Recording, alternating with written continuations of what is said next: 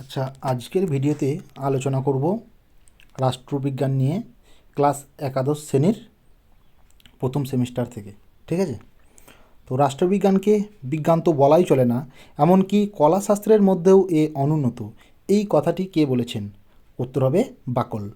কার মতে রাষ্ট্রবিজ্ঞান রাষ্ট্রের অতীত, বর্তমান ও ভবিষ্যৎ নিয়ে আলোচনা করে? উত্তর হবে গেটেল। রাষ্ট্রবিজ্ঞান হলো স্বাধীনতা ও সার্বভৌমিকতার বিজ্ঞান। কথাটি কে বলেছেন?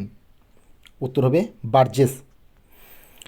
রাষ্ট্রবিজ্ঞান রাষ্ট্রের মৌলিক ভিত্তি এবং সরকারের নীতিসমূহ নিয়ে আলোচনা করে। কে বলেছেন? পল জানে। রাষ্ট্রবিজ্ঞানের জ্ঞান সুসংবদ্ধ ও শিক্ষা প্রদানযোগ্য। কথাটি কে বলেছেন? উত্তর রবসন। কী বললাম? উত্তর হবে রবসন। নয়া উদারনীতিবাদের প্রবক্তা কাকে বলা হয়? না, রবার্ট নজিক। রাষ্ট্রবিজ্ঞানের সঙ্গে ভিত্তি ও উপরিকাঠামোর আলোচনাকে যুক্ত করেছেন কারা? মার্ক্সবাদীরা। মডার্ন পলিটিক্স অ্যান্ড গভর্নমেন্ট গ্রন্থটির রচয়িতার নাম কি? না, অ্যালান বল। ডেভিড ইস্টন রাজনীতি বলতে কি বুঝিয়েছেন? না, মূল্যের কর্তৃত্বমূলক বন্টন। হিউম্যান নেচার ইন পলিটিক্স গ্রন্থটির রচয়িতাকে? না, গ্রাহাম ওয়ালাস। পাবলিক ওপিনিয়ন গ্রন্থটির লেখককে? লিপম্যান। প্যারিসে কত খ্রিস্টাব্দে আন্তর্জাতিক রাষ্ট্রবিজ্ঞান সম্মেলন অনুষ্ঠিত হয়েছিল?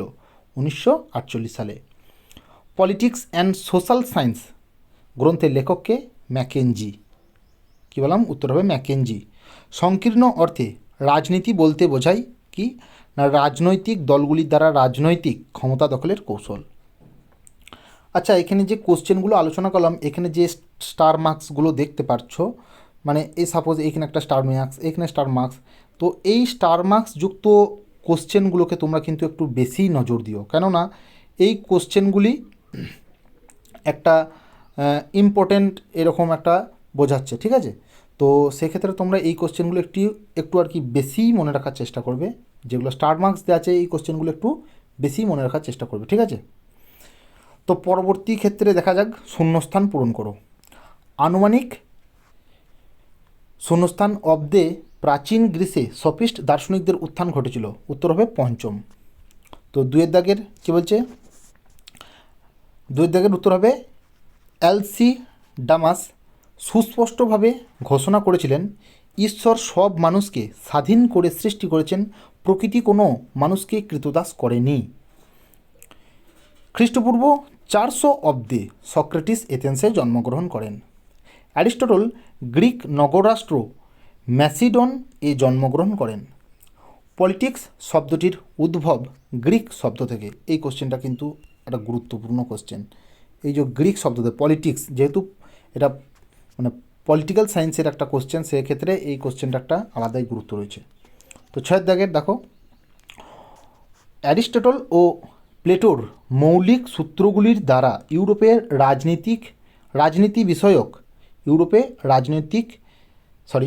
রাজনীতি বিষয়ক আলোচনার সূচনা হয়। ঠিক আছে? প্রাচীন গ্রিসে রাজনীতি ছিল মূলত গ্রিক নগররাষ্ট্র কেন্দ্রিক আলোচনা। রাষ্ট্রবিজ্ঞানের কেন্দ্রবিন্দুতে রয়েছে রাষ্ট্র। অ্যারিস্টটল একজন গ্রিক দার্শনিক। অ্যারিস্টটল সমাজ ব্যবস্থা ও রাষ্ট্র ব্যবস্থাকে পৃথক করেননি। প্লেটোর রিপাবলিক গ্রন্থের প্রধান চরিত্র হল সক্রেটিস। মধ্যযুগীয় রাষ্ট্রচিন্তাকে রাষ্ট্রবিজ্ঞানের অন্ধকারময় যুগ বলা হয়। ইতালির ফ্লোরেন্স শহরে ম্যাকিয়াভেলি জন্মগ্রহণ করেন। হবসের মতে রাষ্ট্র গঠিত হয়েছিল একটি চুক্তির মাধ্যমে। হবস ও লক ছিলেন ইংল্যান্ডের চিন্তাবিদ। কী বললাম? হবস ও লক ছিলেন ইংল্যান্ডের চিন্তাবিদ। উদারনীতিবাদের জনক কাকে বলা হয়? না, জন লককে। জন লক ছিলেন সপ্তদশ শতকের অন্যতম শ্রেষ্ঠ রাষ্ট্রচিন্তাবিদ। 1690 খ্রিস্টাব্দে লক এর বিখ্যাত গ্রন্থ টু ট্রেটিসেস অফ গভর্নমেন্ট প্রকাশিত হয়।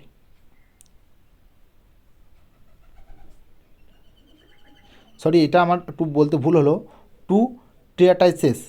ঠিক আছে? অফ গভর্নমেন্ট প্রকাশিত হয়। জন লক এর মতে অযোগ্য রাজাকে ক্ষমতাচ্যুত করার অধিকার জনগণের হাতে থাকবে। ফরাসি দার্শনিক রুসো ছিলেন অষ্টাদশ শতকের রাষ্ট্রচিন্তাবিদ। রুসো জনগণের সার্বভৌমিকতার প্রবক্তা। কার্ল মার্কস মানব সমাজের বিকাশ বিবর্তনের ধারাকে বিজ্ঞানসম্মত দৃষ্টিকোণ থেকে ব্যাখ্যা করেছিলেন। রাষ্ট্রবিজ্ঞান সামাজিক বিজ্ঞানের শাখা। মানুষের মঙ্গল হয় রাষ্ট্রবিজ্ঞানের চরম লক্ষ্য, বলেছেন কে? অ্যারিস্টটল। রাজনীতির মূল বিষয় হলো কি না ক্ষমতা। ম্যাক্সি অ্যারিস্টটলকে প্রথম রাজনীতি বিজ্ঞানী হিসেবে অভিহিত করেছেন। না অ্যারিস্টটলের মতে যে ব্যক্তি সমাজে বাস করে না সে হয় ভগবান না হয় পশু। মানুষ সামাজিক জীব, কথাটি কে বলেছেন? অ্যারিস্টটল। রাজনীতির প্রথম বিজ্ঞানসম্মত ব্যাখ্যাকার হলেন টমাস হবস। অ্যালান বল এর মতে রাজনীতি হলো একটি সার্বজনীন কার্যকলাপ, কোনো নৈতিক নির্দেশ নয়। দ্য পলিটিক্যাল সিস্টেম গ্রন্থের রচয়িতাকে? David Easton. রাষ্ট্রবিজ্ঞানে আচরণবাদী দৃষ্টিভঙ্গির প্রধান প্রতিপাদ্য বিষয় হল মানুষ ও তার আচরণ। ডেভিড ইস্টন একজন আচরণবাদী রাষ্ট্রবিজ্ঞানী। হেগেলের দর্শনের মধ্য দিয়ে রাষ্ট্রবিজ্ঞানে ভাববাদ চূড়ান্ত পরিণতি লাভ করে। 1930-এর দশকে রাজনীতিক বিশ্লেষণে বৈজ্ঞানিক আচরণবাদের জন্ম হয়। আচ্ছা, এই ভিডিওগুলো যে তোমরা পাচ্ছ, তো যদি কোনো রকম উপকার হয়ে থাকে তোমরা ভিডিওটি লাইক এবং শেয়ার করে দিও, এবং পাশে থাকতে চাইলে অবশ্যই সাবস্ক্রাইব করে দেবে। এটুকুই বলার ছিল। তো পরবর্তী কোশ্চেন দেখো। বিংশ শতকের 50-এর দশকটি ছিল আচরণবাদের স্বর্ণযুগের দশক। গার্নার এর মতে রাজনীতি হলো জনগণের সমস্যার প্রশাসন বিষয়ক কার্যাবলীর সমষ্টি। জ্যাঁ বোদা প্রথম সার্বভৌমিকতার ধারণার অবতারণা করেন। কি বললাম? জ্যাঁ বোদা প্রথম সার্বজনিক ধারণার অবতারণা করেন।